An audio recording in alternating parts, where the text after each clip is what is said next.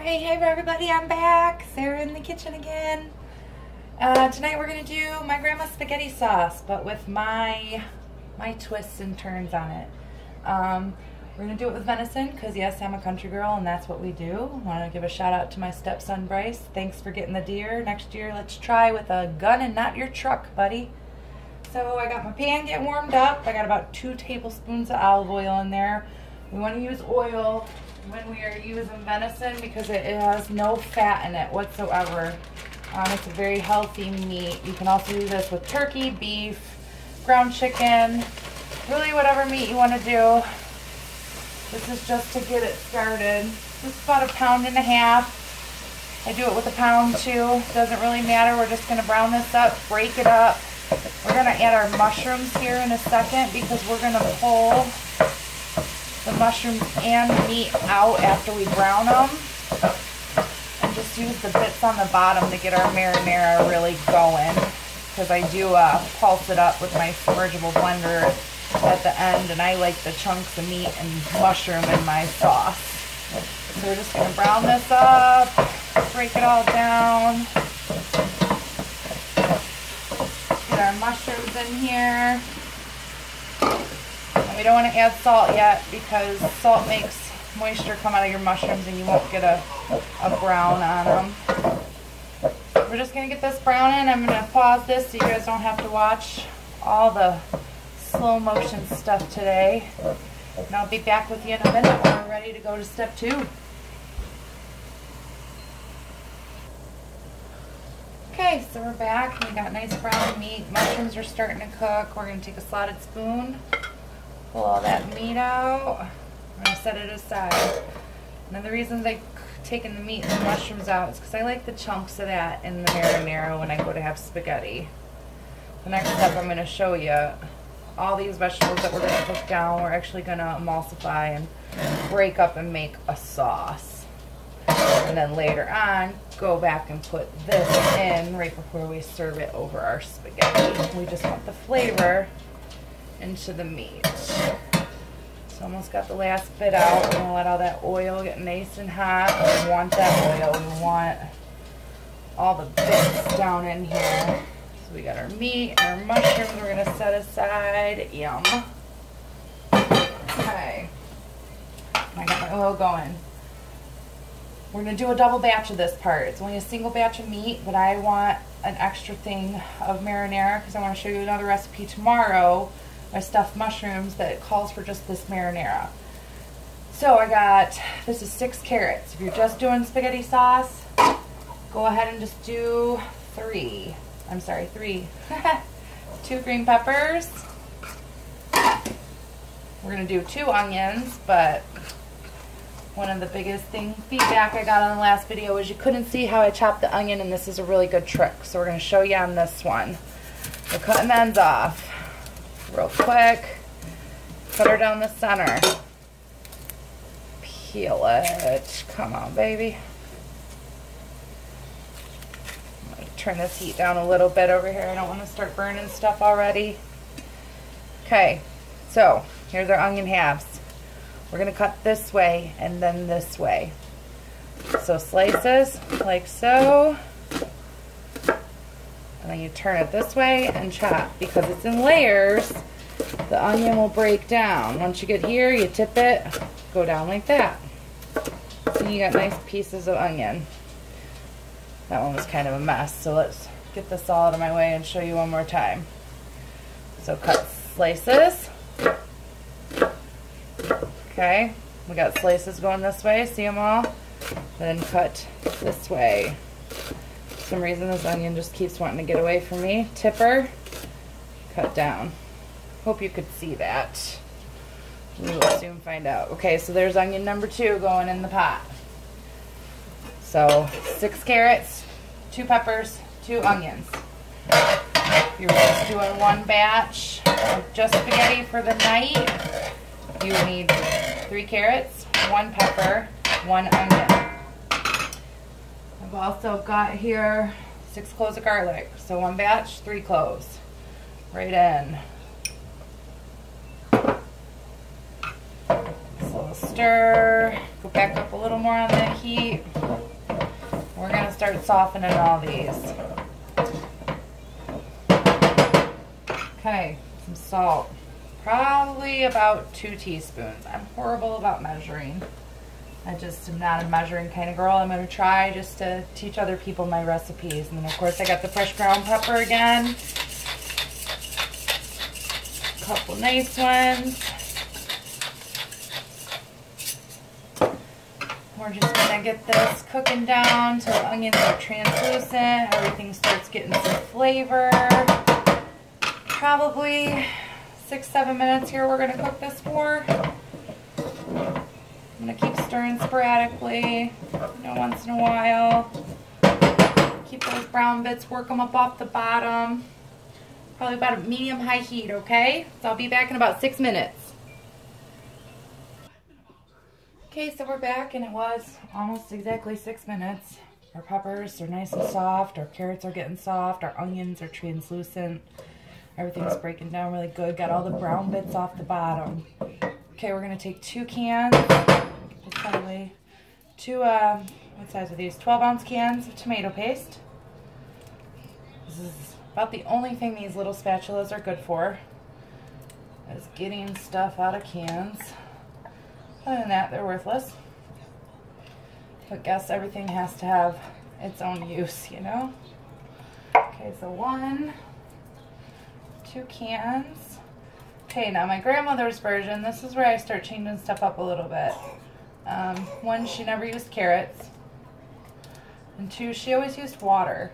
But she cooked it for probably 3-4 hours. I don't have that kind of time. Like I've said before, I'm a full-time mom, full-time worker. Husband works full-time. So I use beef broth or beef stock because it gives you that long cooking taste in a shorter amount of time. So we're going to do 3 to 1. So every can of tomato paste, you're going to do 3 cans of beef broth. Or beef stock, either way. I think this one's stock. Doesn't matter either way. Right into the pan. So like I said, this is a double batch. So we're doing 2 cans of tomato paste and 6 cans of beef broth, which is going to be pretty much 2 boxes. Now that I remember that, I'm just going to go on with this whole other box. Like I said, if you were doing a single batch, 1 box of stock, 1 can of tomato paste. And there's Miss Willow in the background starting to get fussy. She can never let me get anything done around here.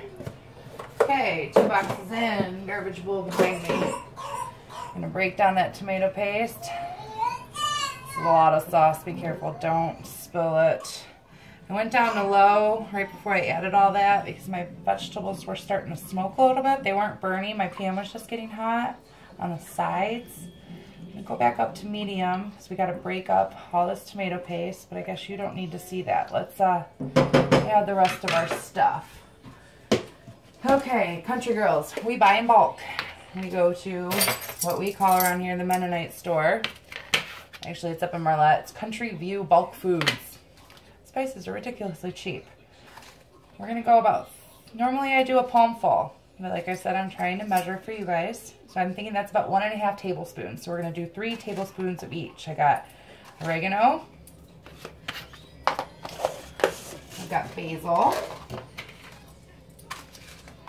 1, 2, and 3. And then I have parsley, which parsley I grow. So, see, I just put it right in a cottage cheese thing. Actually, this is double the other, so 6. So that's again 5, 6. If I was doing a single batch, that would have been 3 things of parsley, 3 tablespoons of parsley, 1.5 tablespoons of oregano and basil.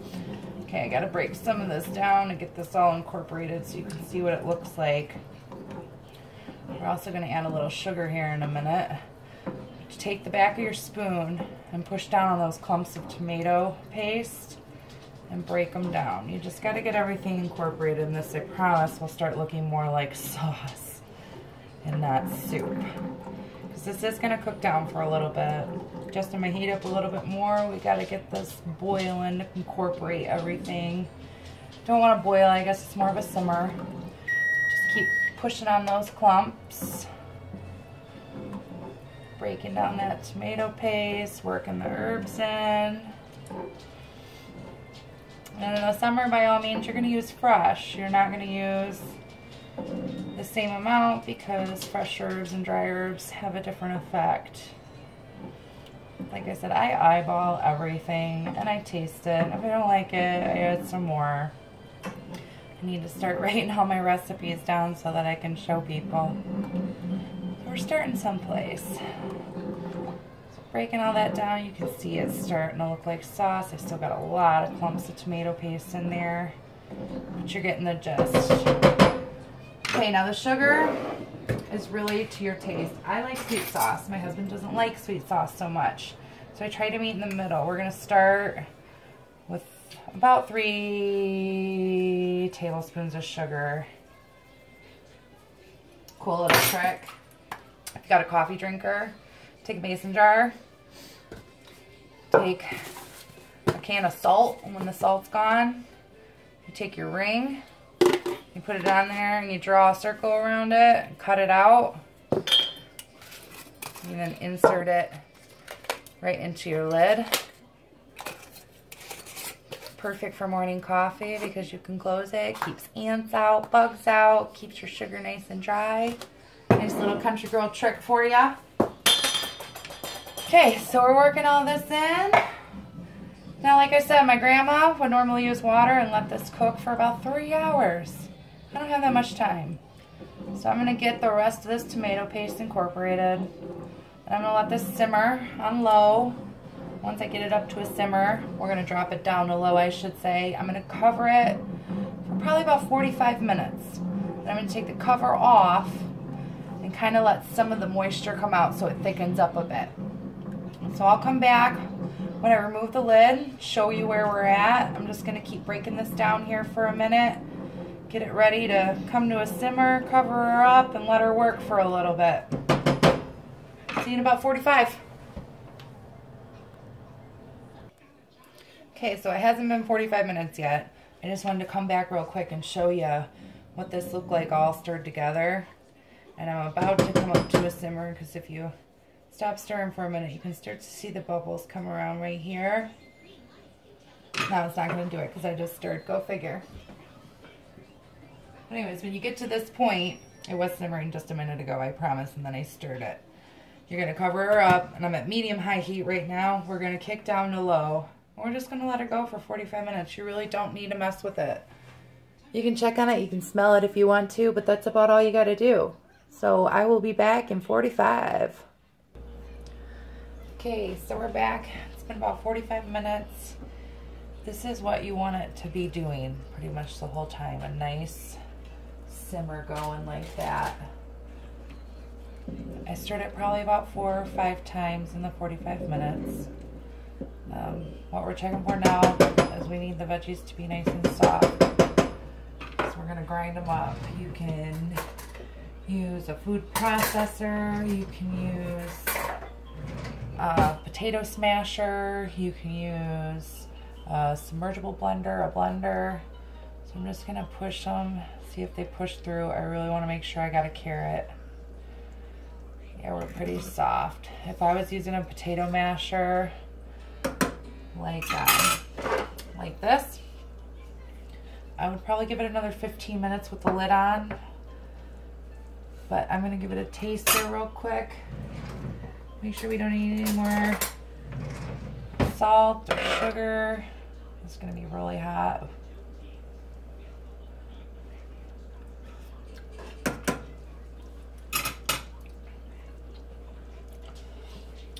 I'm going to add a little salt because I never did add salt except for to the meat. So I got to remember that. I don't want it too salty. And definitely probably about three more tablespoons of sugar. Like I said, this was a double batch and usually I use 3 tablespoons in a single batch. I just don't want to make it too sweet. Give it a stir. We're going to let this go thin up a little bit, or thicken up a little bit more.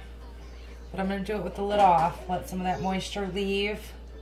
And I want that simmer going again. So probably another 15 minutes. Give that a go, and then I'm going to show you how to use the blender or the potato masher. I'm going to show you both ways.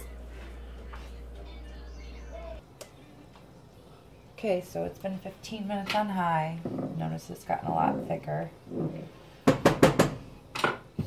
This is what I used for years. Just an old school potato masher. And just go through, and it takes some time. You got to put a little effort into it.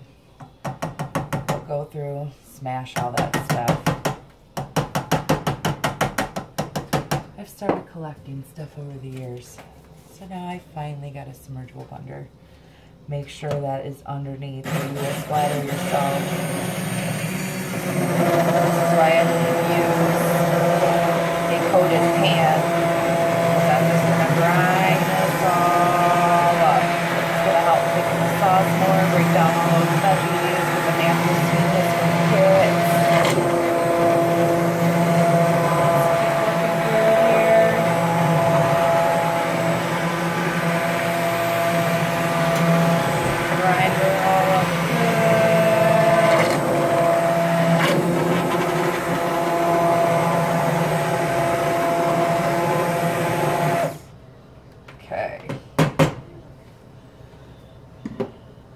Now I'm going to take half of this out. Because like I said, I'm doing a double batch. Taking half of it out for my stuffed mushrooms that I'm going to try and make tomorrow and get up on YouTube. So I'm taking half of it out. You can freeze this. It's totally freezable. Label it, mark it up. I'm also going to take a little bit out for our breadsticks because I just got some store-bought breadsticks that we're going to have. With I'm just doing egg noodles tonight. Okay. So my water's almost coming to a boil back there. So I'm just going to follow the directions for the egg noodles. I'm going to add my meat and mushrooms back in there. Let that all warm back through. Stir, stir, stir the soup. Sorry, I had to. I think it's going to be a all the time affair. Let that heat back through. I'm going to cook the noodles to the package. Pop the breadsticks in, and I'll show you what it looks like. I'll plate it up in a minute. Okay, so I just cooked some egg noodles to the package directions. Drained them. I did end up shutting this right off because it was smoking hot. Shut that right off and let everything warm through. Top with some Parmesan cheese. Grab me one of these breadsticks. Got my dipping sauce. And there's dinner. I'm going to give this a taste real quick. So good. Just like Grandma made. So anyways, I'm going to try and take what I stuck in the other container and the leftover mushrooms I had, because I bought a big container to try and save some money. I'm going to try and do stuffed mushrooms tomorrow. So hope to see you back. Hope you enjoy this.